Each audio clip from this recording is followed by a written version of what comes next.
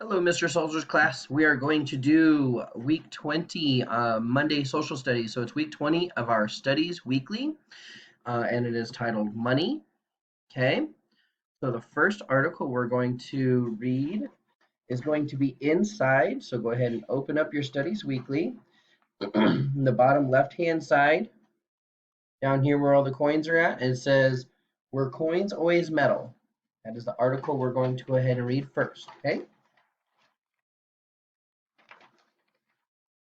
Let me get this all situated. All right.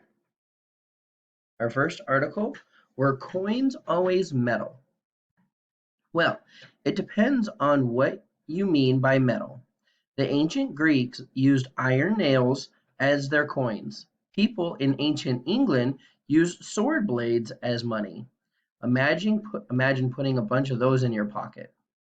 The kind of coins we recognize were probably first used by Lydians about 2,600 years ago in Asia Minor, now part of Turkey.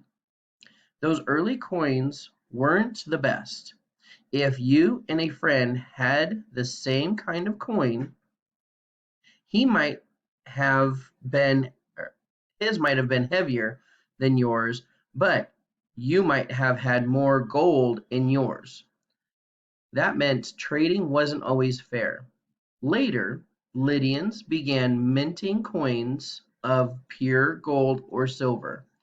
They stamped each coin with a lion's head to let people know that coins were pure and all weighted the same. Other countries soon started minting their coins that way too. Minting is the process of melting metal and pouring into a mold. When it cools, it is a coin. Next time you drop a quarter into a pop machine, say thank you to the ancient Lydians. Okay? So, next thing I want to have you do is answer the three questions on the plan, and there's a video there for you to see how our coins are made now. So you can go ahead and watch that. If you have any questions, please feel free to let me know. Email me, text me, or send me a dojo message.